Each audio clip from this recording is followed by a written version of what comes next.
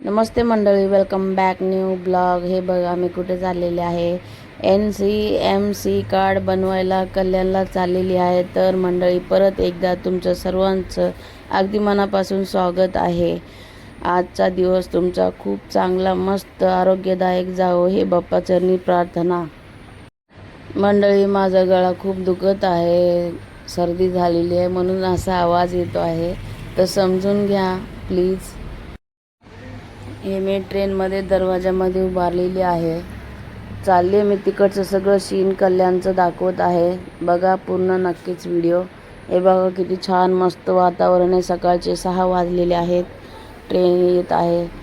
खूप सकाळचं किती मस्त वाटतंय मंडळी, खरंच. मंडळी, व्हिडिओ आवडला तर नक्कीच लाईक, शेअर, सबस्क्राईब करा. या बहिणीच्या डोक्यावर सदैव तुमचा आशीर्वाद राहू द्या. बघा, हे कल्याण जवळ आलेलं आहे. तर तिकडचं बघा, हिरवंगार किती छान वाटतं बघा ना. मंडळी, मी खूप टेन्शनमध्ये असते. मला सपोर्ट करणारं कोणच नाही. माझा मुलगा आहे, पण त्याला ऐकायला बोलायला थोडंसं प्रॉब्लेम आहे लहानपणापासून. तो काय मला काही सपोर्ट करत नाही. तो शिकत आहे, अजून 14वीमध्ये आहे तो आत्ता. काय करू काही कळत नाही. आलं बघा कल्याण स्टेशन. बघा मंडळी, कल्याण रेल्वे स्टेशन आलं. तर आता उतरणार आहे मी. हे बघा प्लॅटफॉर्म.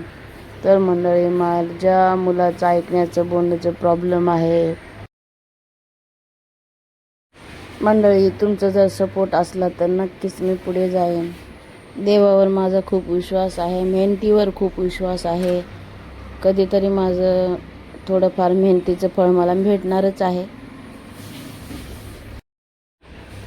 हे बघा कल्याण स्टेशन आलेलं आहे आणि महिलांना चालत्या ट्रेनमध्ये चढतात, चालत्या ट्रेनमध्ये उतरतात. मला आश्चर्य वाटते खरंच. मला खूप भीती वाटते चालत्या ट्रेनमध्ये उतरायला आणि चढायला पण असं नाही करायला पाहिजे. थोडीशी ट्रेन थांबल्यानंतरच चढायला पाहिजे, उतरायला पाहिजे. पण त्यांना पण काय नोकरी असते ना, म्हणून ते पण घाई करतात. पण जीवाची पर्वा न करता असं करतात ना. बघा, माझ्या समोरची बाई चालत्या ट्रेनमध्ये उतरली.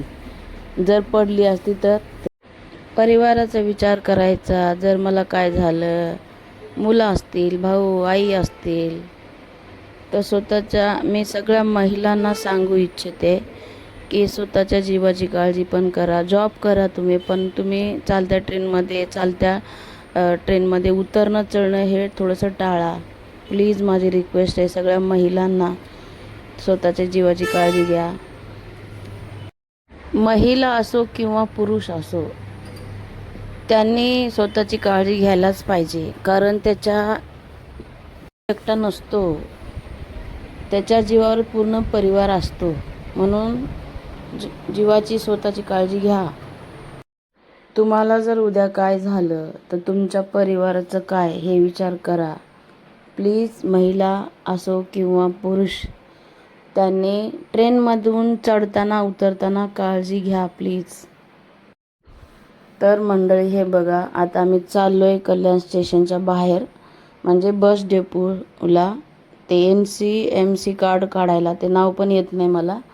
ते आता निघाले ना बसचा कार्ड काढायचं, म्हणून त्याच्यासाठी आम्ही कल्याणला आलोय. मी राहते डोंबिवलीला. तर हे बघा कल्याण रेल्वे स्टेशनच्या बाहेरचं सीन आहे हे. तर माझा मुलगा काय बोलतो, मम्मी चोर लोक असतात, मोबाईल काढून घेतील, सांभाळून चल. त्याचं लक्ष माझ्यावर एवढं आहे ना माझ्या मुलाचं. तो सारखं मला बोलतो, मम्मी मोबाईल बंद कर, कारण इथं चोर लोक असतात. पुढं जातो, मागे फिरून बघतो, पुढं जातो, मागे फिरून बघतो. मी बोलले, काय नाही रे, तू टेन्शन नको घेऊ, तुम्ही व्यवस्थित चालते, तू माझ्याकडे लक्ष नको देऊ. तरी तो माझ्याकडे लक्ष देतोय. हे बघा बोलतो, मोबाईल बंद कर मम्मी, लोक चोर असतात इकडे, प्लीज मोबाईल बंद कर. हे रेल्वे स्टेशनच्या बाहेरचं ब्रिज आहे. तर चला मंडळी, व्हिडिओ आवडला तर तुम्ही नक्कीच लाईक, शेअर, सबस्क्राईब करा. माझ्या व्हिडिओला, मलाच बोलते मी. तर सगळं लक्ष माझ्या मुलाचं माझ्यावरती आहे. पुढं चालतो मी बोलते त्याला नको माझ्याकडे लक्ष देऊ, मी बरोबर व्यवस्थित चालते. त्याला वाटतं गर्दी आहे, गर्दीमध्ये रिक्षाचा धक्का लागेल. तर मग मी म्हणलं बाबा काय नाही लागणार, मी तू पुढं चल, मी काढते व्हिडिओ. कारण व्हिडिओ पण टाकणं गरजेचं आहे ना मंडळी. शॉर्ट व्हिडिओ काढते त्याच्यामध्ये व्ह्यूज नाही, लॉंगमध्ये पण व्ह्यूज नाही. लॉंगमध्ये मी रेसिपी टाकत आहे, भाजी, चिकन, मटण हे सगळी रेसिपी मी टाकत आहे मंडळी. ते यूट्यूब ब्लॉगमध्ये रेसिपीचे व्हिडिओ पण बघा तुम्ही माझे, प्लीज बघा. जर आवडले तुम्हाला रेसिपीचे व्हिडिओ तर त्याच्यामध्ये व्हिडिओ बघून मला कमेंट करा, चांगले आहेत का, चांगलं बनवलं का वाईट बनवलं कमेंट करा मला. माझं काही चुकलं का त्याच्यामध्ये. पण माझ्या मराठी भाषेमध्ये काही चुका झाल्या असतील तर मी सुधारायचे पूर्ण प्रयत्न करेन, स्पष्ट मराठी बोलायचा प्रयत्न करेन. कारण मी मराठवाड्याची आहे, लातूर माझं गाव आहे, तिकडं पूर्ण मराठी येत होतं मला. पण आत्ता हल्ली मी 22 वर्षांनी इथं मुंबईला राहते आणि आमच्या घरात जरा हिंदी चालतं ना, म्हणून माझ्या मुलाला बोलायचं येत नव्हतं. तर पहिले मी हिंदी शिकवले त्याला. हिंदी शिकवल्यामुळे त्याला बोलायलाच येत नाही ना मराठी शब्द. शिकवत होते पण त्याला अडकत होता तो. तर अडकत होता तर म्हटलं चला पहिला हिंदी शिकवावं. ते हिंदी शिकवता शिकवता माझी मराठी म्हणजे बोलते मी, पण एकदम पहिल्यासारखं नाही. मी मराठी शाळेमध्ये पण शिकलेली आहे थोडीफार, पण एवढी स्पष्ट मराठी, मुंबईची मराठी भाषा थोडीशी एकदम चांगली स्पष्ट आहे. गावाकडची मराठी भाषा वेगळी आहे थोडीशी, म्हणून मराठी भाषा मी गावाकडचीच बोलते.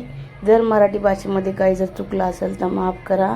मी प्रयत्न करेन चांगली मराठी, शुद्ध मराठी बोलेल. हे बघा इकडं आली आहे मी आता मंडळी. माझी तब्येत बरी नाही, सर्दी झाली आहे, गळा दुखत आहे माझं, म्हणून जाडसर आवाज येत असेल.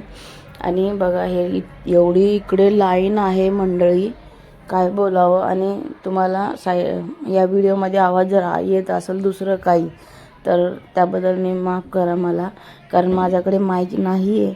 आणि एवढी गर्दी बघून तर मी तर थक्क झाले.